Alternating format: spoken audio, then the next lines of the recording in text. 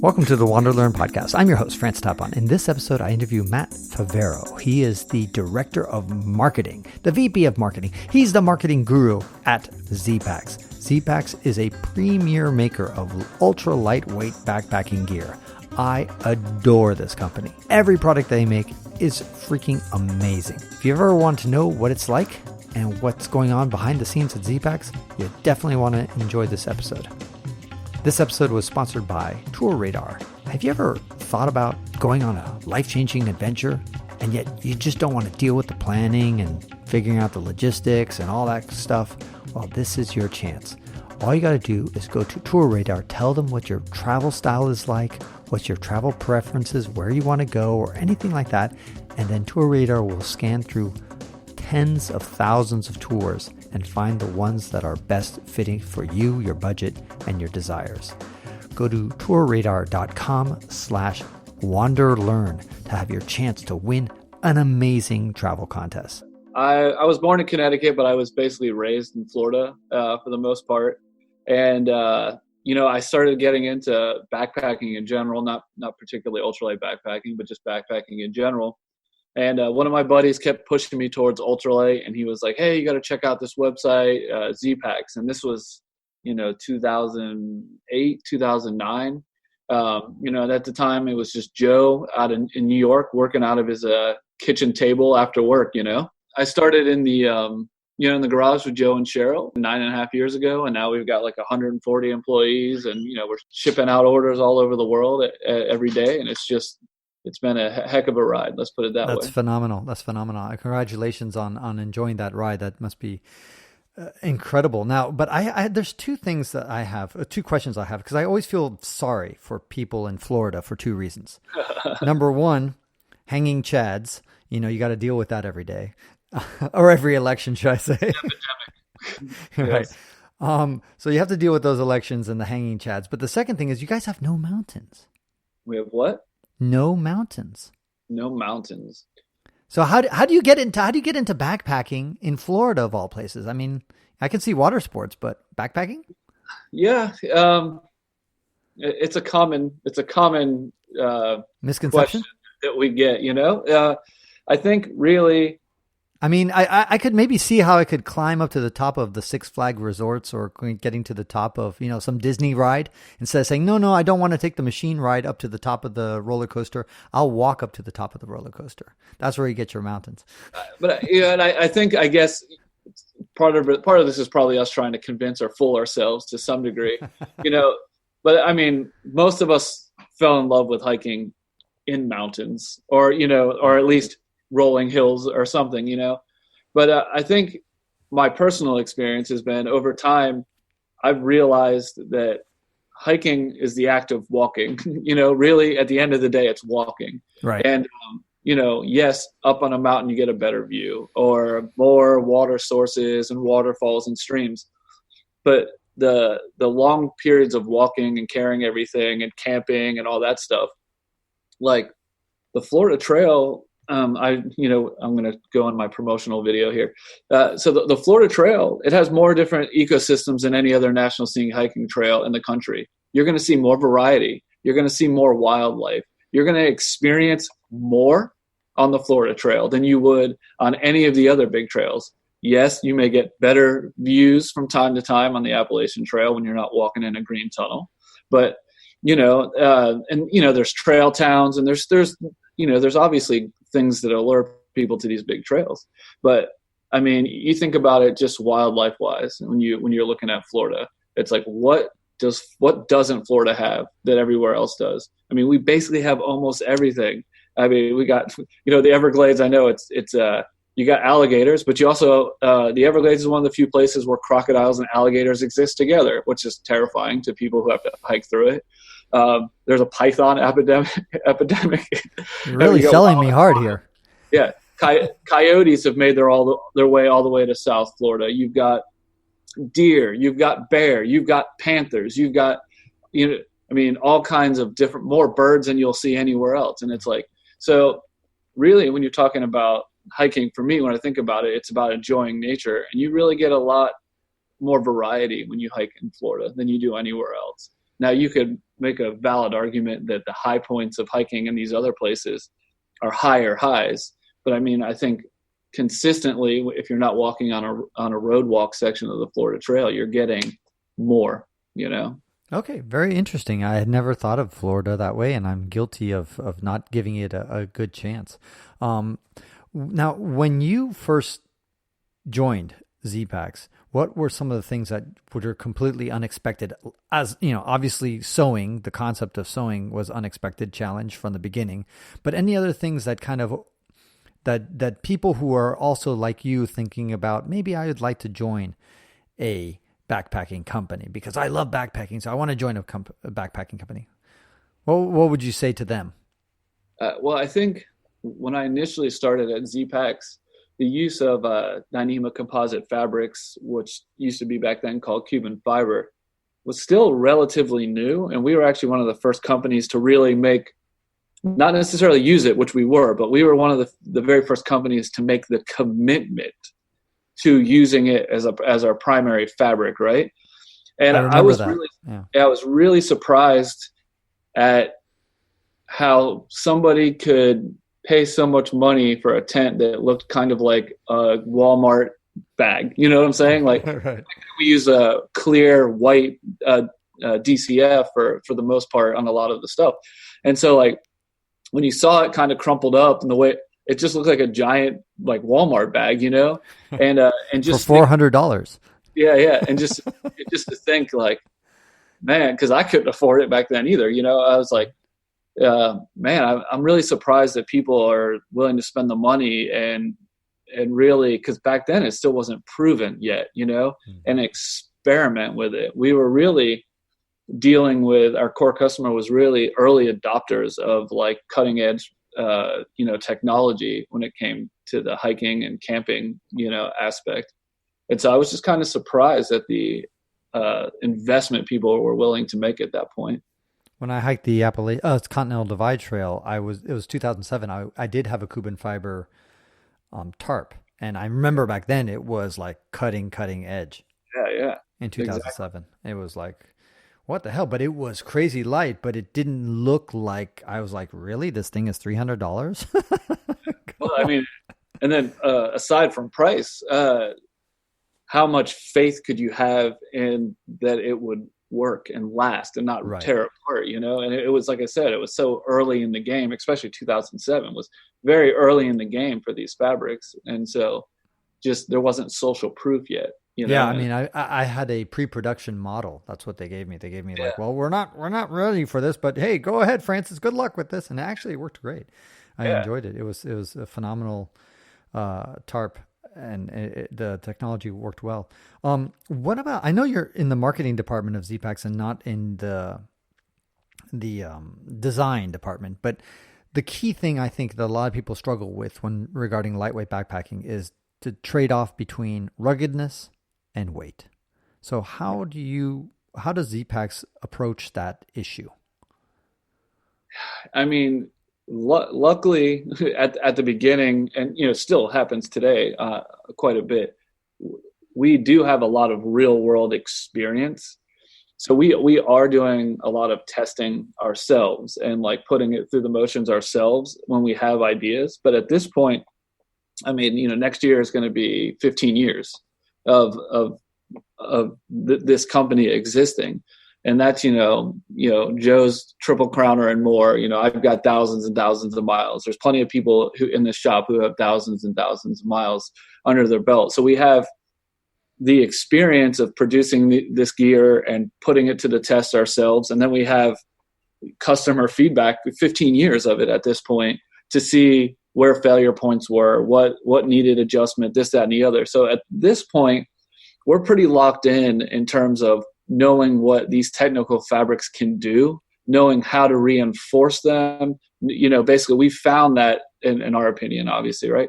We found that sweet spot between, weight and function, because at the end of the day, if it does it, like we talk about how rugged it is, if you can't go out and do a through hike with it and make it to the end, then it doesn't, pass muster, right? I mean, that's really, every single thing we make, even though the majority of the people who buy from us probably aren't going to complete a through hike, everything we make is designed to withstand a through hike. And that's really, at this point, we've got enough customers and enough real world experience ourselves to kind of find that sweet spot between weight and functionality. When I started backpacking in 2000, I was working a lot with Go Light, and Go Light and then eventually Gossamer Gear both followed a kind of similar trajectory, where they began with super ultralight fabric and technology, and then they realized that customers are not always good at babying these delicate products, and they probably got upset customers who say, hey, this thing only lasted a month or a week, or just a one hike for that matter, depending on how rough they are with the gear. And then as a result, I think Go Light and Gossamer Gear both started toughening up their gear. So how has Zpacks done over the years with regard to that phenomena? Has it affected you guys as well? Yeah, 100%, 100%. I mean, I think we're really talking about a few different aspects in that one question, right? And being in the marketing department, actually, like a lot of those concepts fall on me, right? Is the hardest thing right now that we have to deal with, especially now that we're getting more play on the internet and there's more reviews, and like our duplex tent is like, considered, the long distance hiking tent at this point, right? Is we're getting a lot of people coming to us who I would say aren't ready for ultralight. And at the end of the day, it's like they don't understand.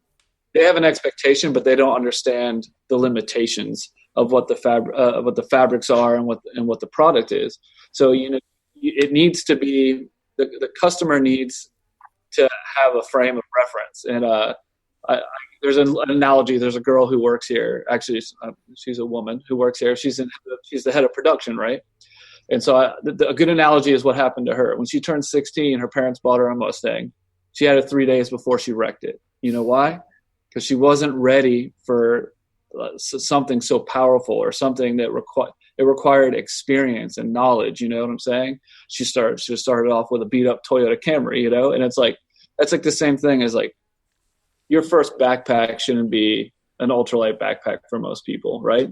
You can get away with it, but like you should figure out what you like and what you don't like, and how hard you are on gear or not, before you venture into some more of the technical stuff. So that's a big issue that we have. The second issue is, it's not really an issue. It's the second thing we've really learned is, like I was saying, over 15 years of experience, we've pushed these fabrics to their breaking point. We know what weight fabric is right for which type of application, but we've had to make changes, right? We used to offer a super minimalist backpack called the Zero, right? It was made out of a 1.43 ounce per square yard DCF. If you were really, really gentle with your material, with your gear, you could get a through hike out of it.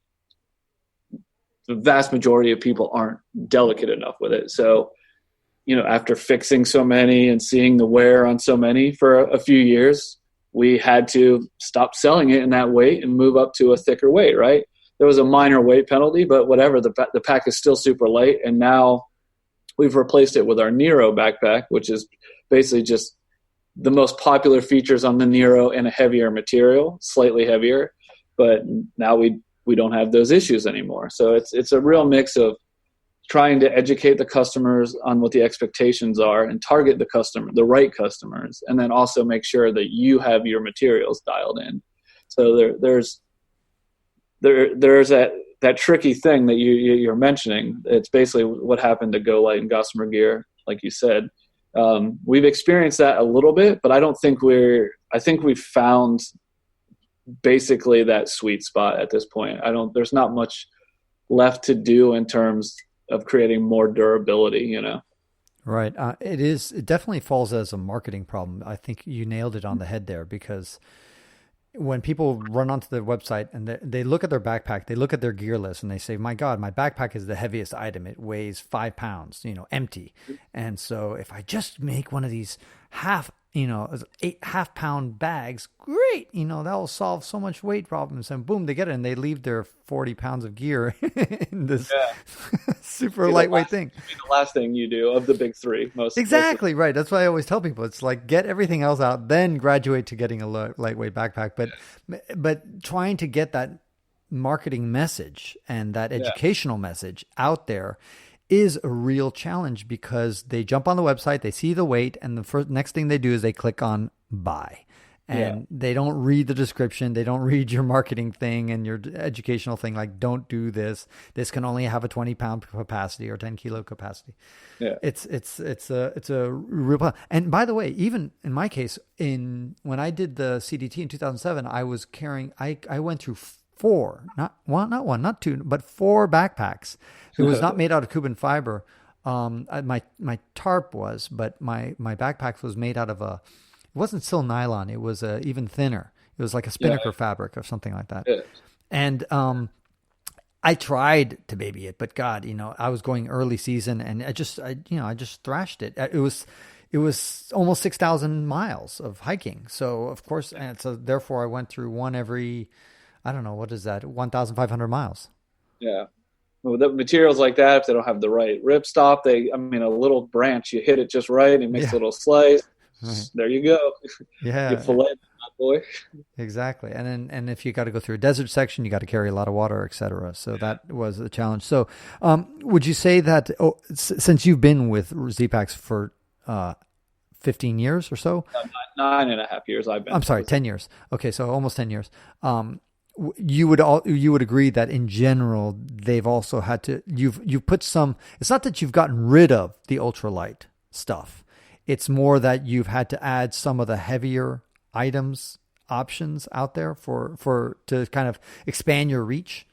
Well, no, I wouldn't categorize it that way. Basically, it's like what we've done is found how far you can push certain fabrics is what I would say. So I would say maybe we were pushing too hard to get certain durability out of a certain fabric, and we learned that you can't. It wasn't that like we're carrying both now, like that super duper ultralight version and then like a heavier duty version, because we try to carry the one best, in our opinion, version of everything, right? So we had to make changes to that product, and in this sense, it was material choices to make sure that it could do what it needed it to do. And so I think we've just learned, we've learned through experience, how far you can push some fabric. So like I mentioned, the Zero having to be upgraded to a thicker material, which is now the Nero, right?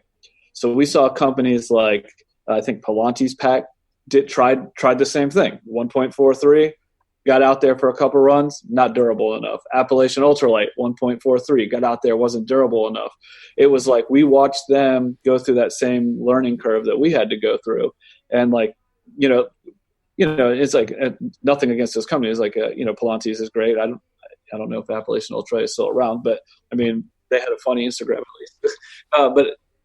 But that's one of those things where it's like, that experience when you see somebody make the same choices that you made, like we saw what was coming, mm-hmm. And so it's not just an us thing. It's the materials have a certain capabilities, and we've just through experience found out what those capabilities are at this point.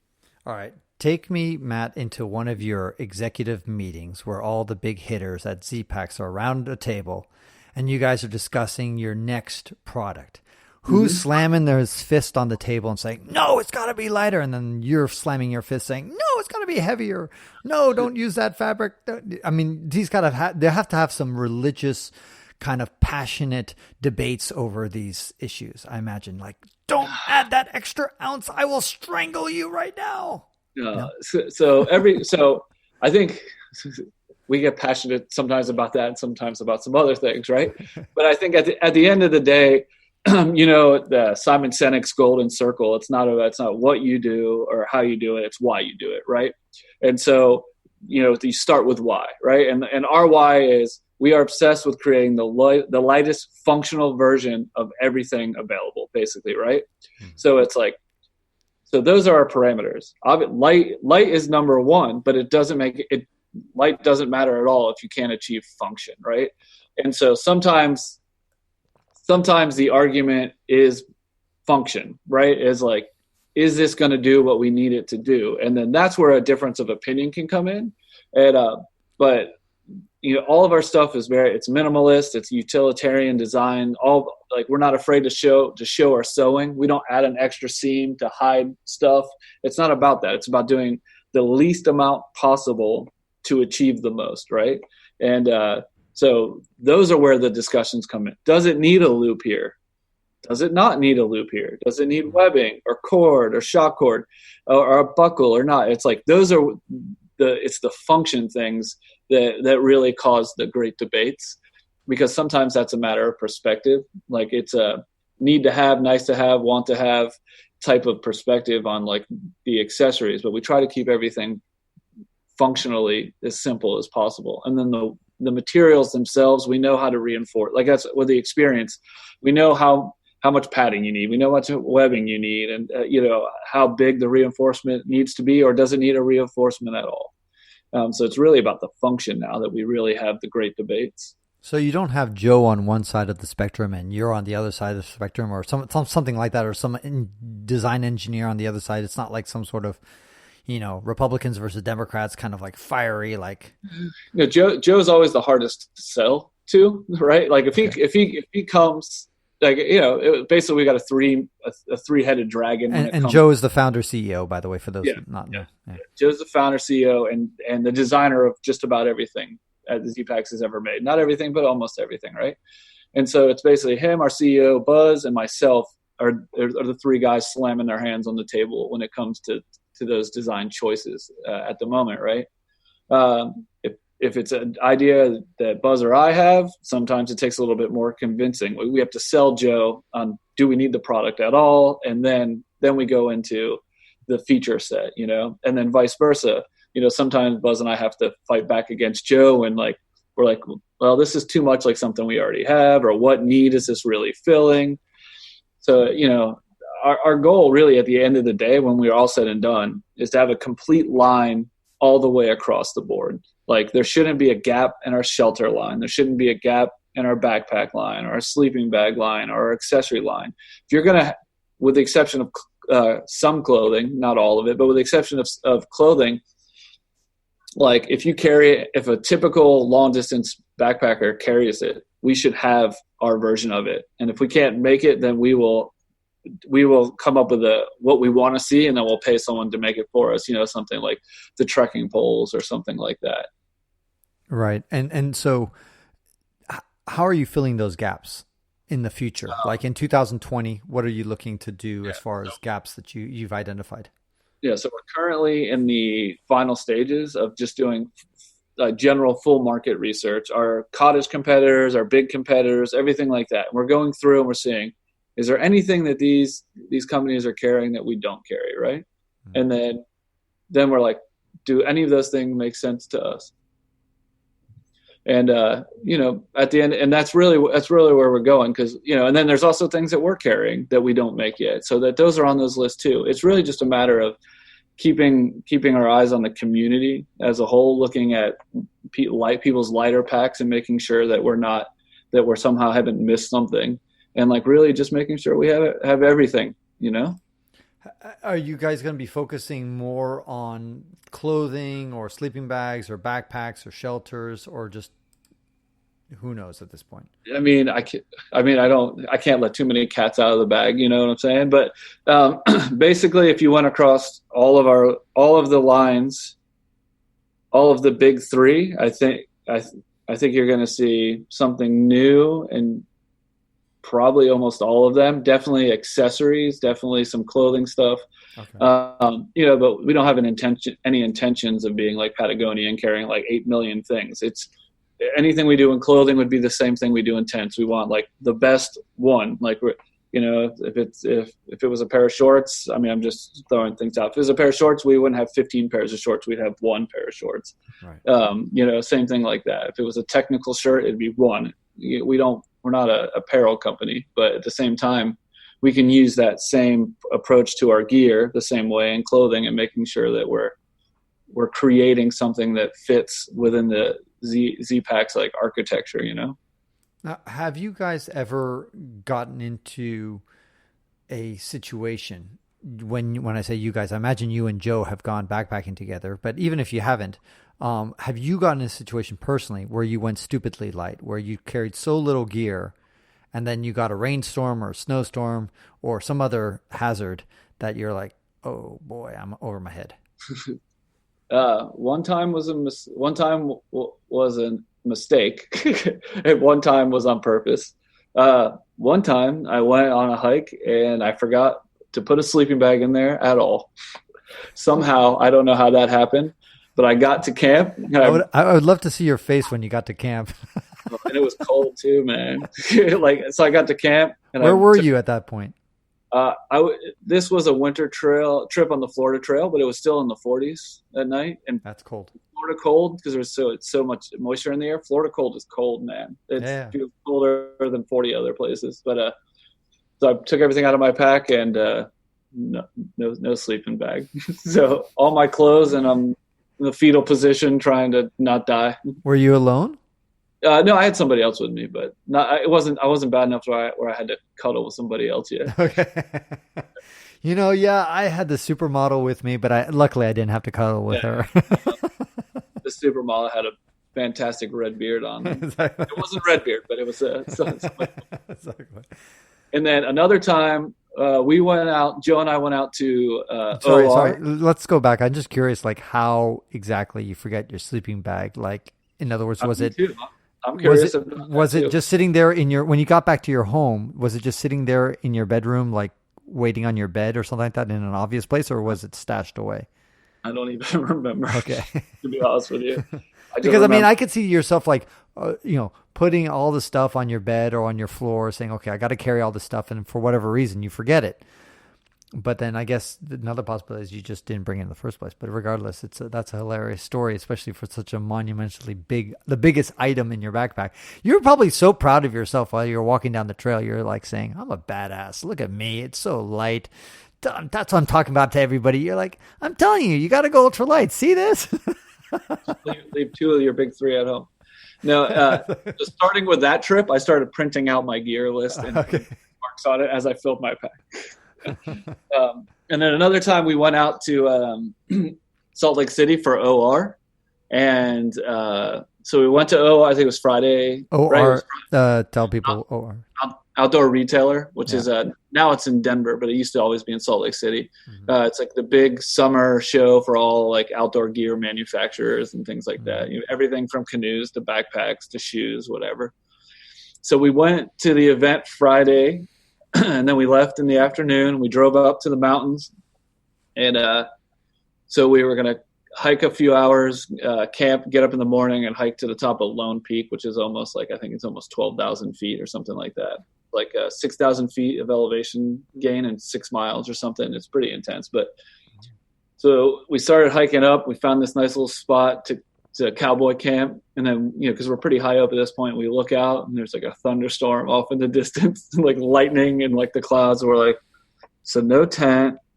I had my sleeping bag this time, but no tent. But by design, the weather said 0% chance of rain, and that thing got closer and closer. But it didn't hit us. But man, I was definitely not happy. Okay, so but you were not happy, but for the fear reasons. In other words, it's not like actually, and you never actually suffered through it. Yeah, I didn't have to. I didn't have to suffer through it. And so the weather forecast was right in the end. Yes, it was right in that spot, but not around. But yeah, so that I probably would never ever do that again. Oh, really? You'll never? What? I mean, come on. If you're going to go to the Mojave Desert, I'm probably never going to go hiking again where I don't carry my tent, just in case.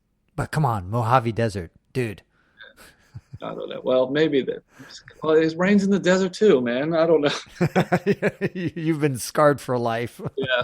I'd bring a tarp maybe so I can use it for shade in the desert. Having no shelter sometimes can also really help you hone in on your other survival skills and teach you how to like make a shelter or find a cave or find some sort of other things, do the Bear Grylls thing or the Survivor Man thing and it builds those confidence of skills. So I wouldn't. The other thing is a poncho tarp.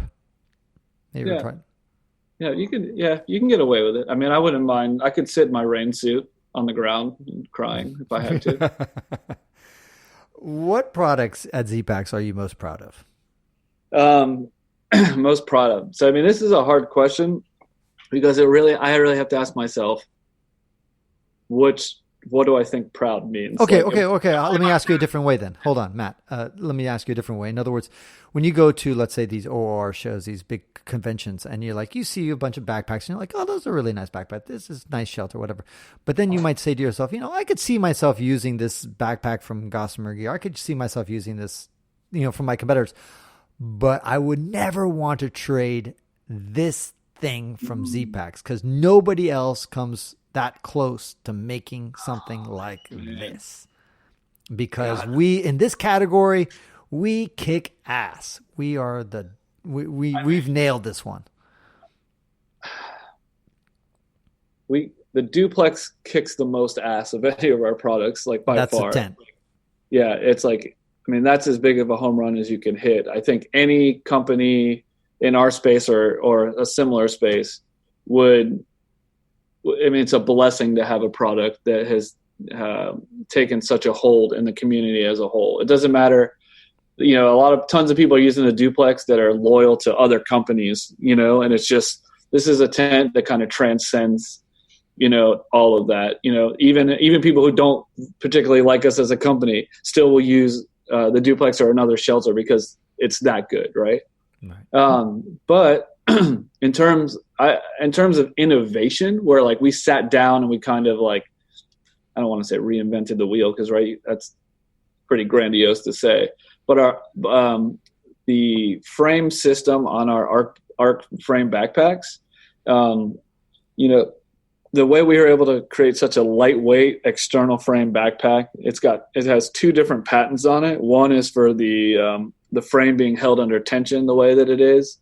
And then also it's a very unique, I've never seen anything like it, the way that our shoulder straps are independently adjustable within a range. And that technique, the way that we're doing that has a patent on it as well. And it lets you, like, if you've got a medical issue and your shoulders are like a little bit different or something, like you can really lock in the shoulder straps individually. And I just think even the way the belt is interchangeable and attached, like that whole frame system and the adjustable shoulder thing, I think that's, I'm biased because I had a hand in it, in the design of that, but that's the thing I'm probably the most proud of, because I would say that was where probably the thing we've done that involved the most innovation, Would that also be your funkiest item, your strangest item, would you say? No, I wouldn't say that, not necessarily. At the end, there's other external frame backpacks. There's other backpacks that have some sort of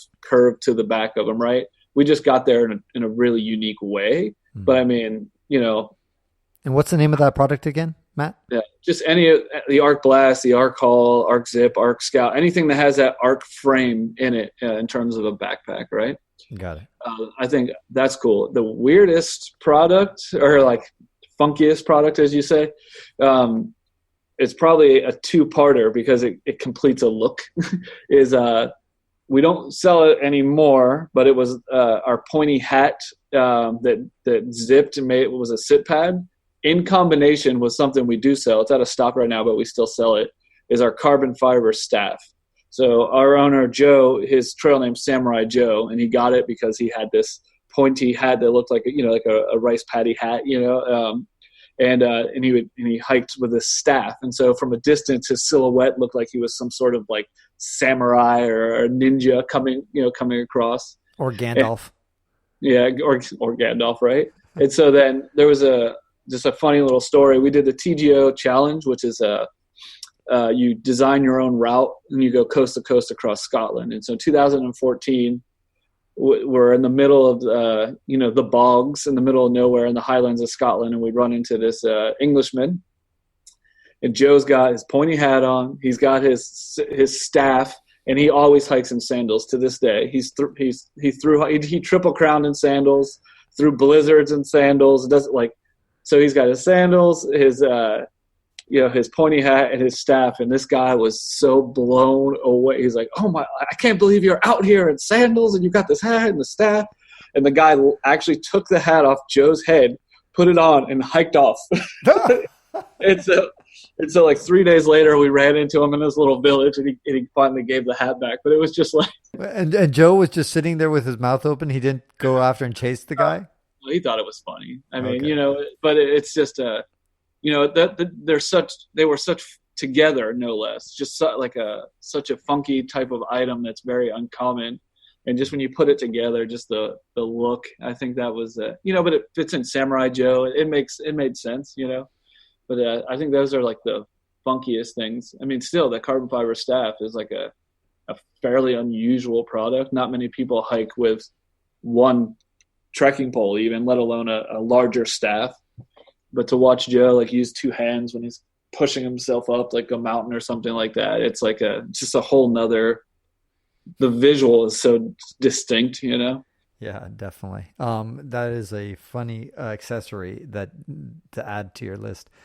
Now, my two favorite backpacking companies, and I've looked at all of them extensively, are Zpacks and Gossamer Gear. I have also liked the stuff that Mountain Laurel Designs produces as well. But you two, Gossamer Gear and Zpacks, are my favorite, and they have been for the last 10 years or so. So I wanted to know what you think is how you differentiate yourself from those two of the two other companies I really kind of recommend often. First off, there's a ton of great companies in the ultralight hiking gear space, from cottage companies to even some of the bigger companies are taking notice and making changes. There's a ton of great stuff out there.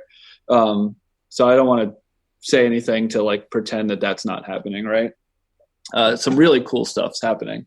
But I think at the end of the day, our focus, like when I go back to like that obsession with the like lightest functional version, right? So the designs themselves, maybe if you don't understand that we're doing it on purpose, we have a more of an unrefined raw look. There's a lot more raw edges and undefined things like that. And that's by design. Like I said, we're not adding an extra piece of webbing or hiding something in a seam that we had to create in order to hide it. It's like, we're really doing the bare minimum on purpose by design to achieve the lightest functional version of it. Right.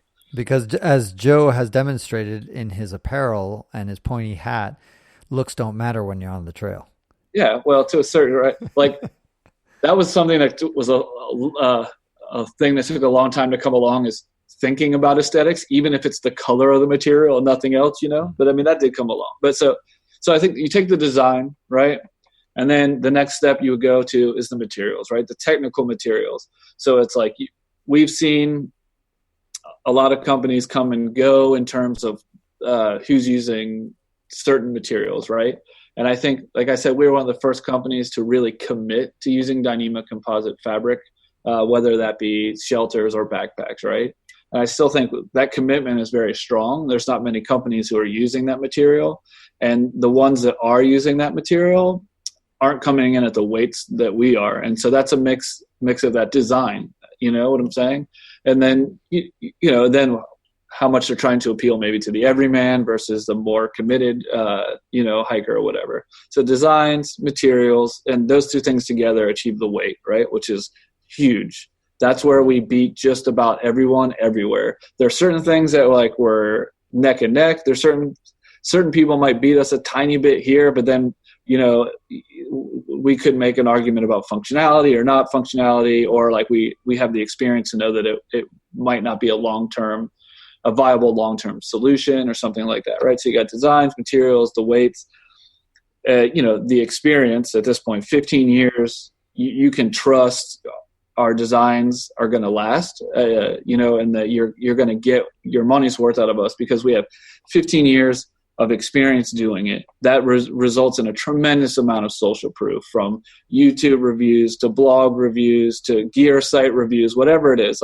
There's a tremendous amount of social proof that builds the trust in our designs, and so that's a huge thing. That's something that not a lot of companies have.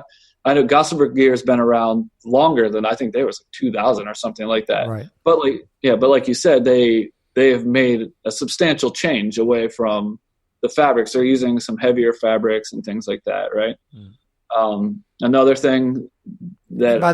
And by the way, sorry to interrupt, but that's one reason why I often recommend Gossamer gear, because I'm often talking to a quote unquote average backpacker who doesn't have this kind of mental training to baby a lightweight stuff and have that discipline. Ultimately, it comes down to a lot of discipline in packing and stuff like that. And so some people just don't have that and may never have that, or not interested in that, or they're going to be going, or sometimes they'll get an ask, I'm Francis, I'm going to be going traveling for like 5 months in Europe. I'm like, okay, well, you need to take a tougher backpack. You don't want to take an ultra light one because you're going to be staying in hostels and you're going to be throwing it around the train and doing all sorts of stuff, plus backpacking.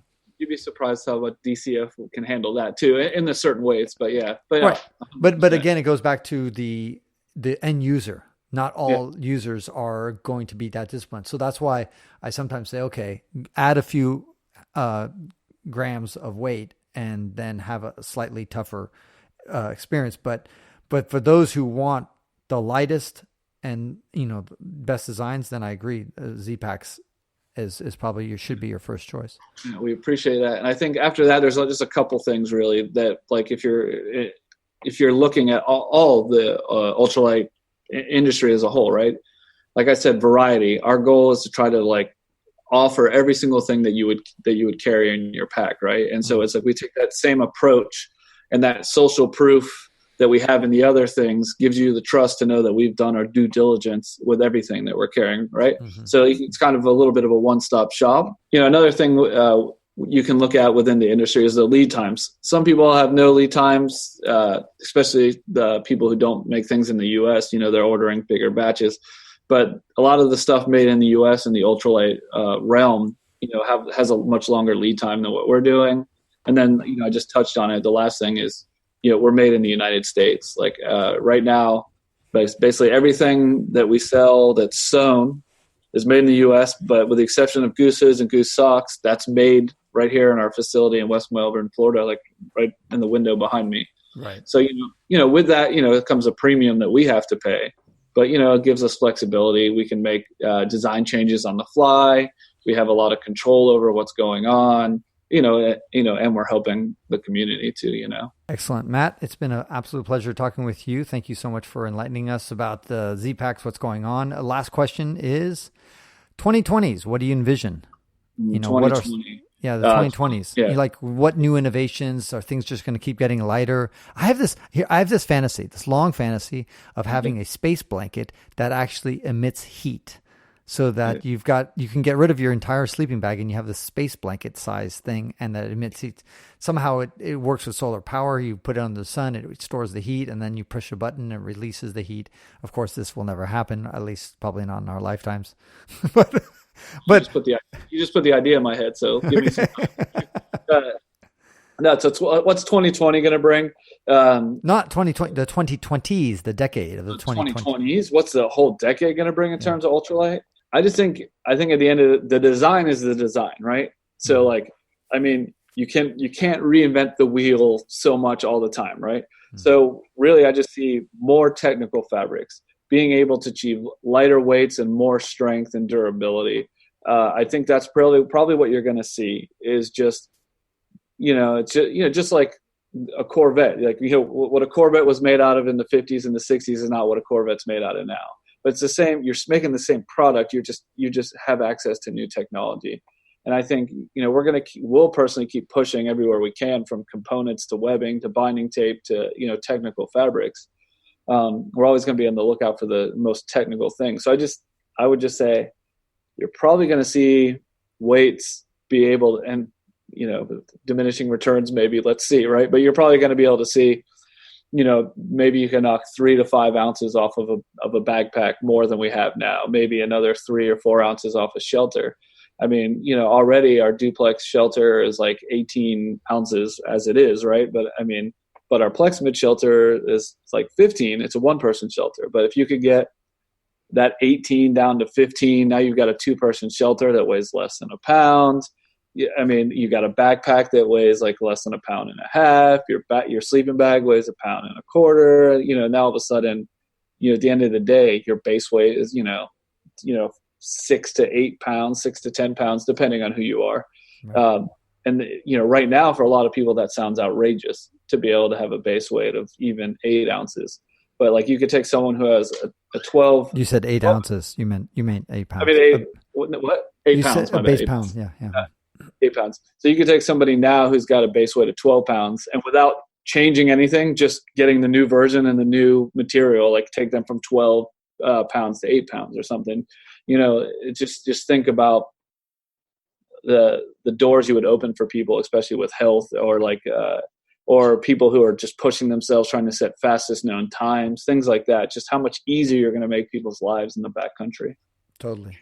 Matt, I look forward to seeing the innovations coming out of Zpacks. I appreciate your time. And for those who want to know more about you, I assume it's just zpacks.com, right? Yeah, correct. That's it. Okay. All right, man. I appreciate you having me on. And that concludes this episode of the WanderLearn podcast, where we explore travel, technology, and transformation. If you'd like to see the show notes with links to what we talked about, or if you'd like to comment on the show, or if you'd like to ask me a question, then go to wanderlearn.com and click on this episode. TourRadar sponsored this episode and is also sponsoring an amazing travel contest for the WanderLearn audience. Every month, enter to win a new TourRadar contest for a chance to win a life-changing travel adventure.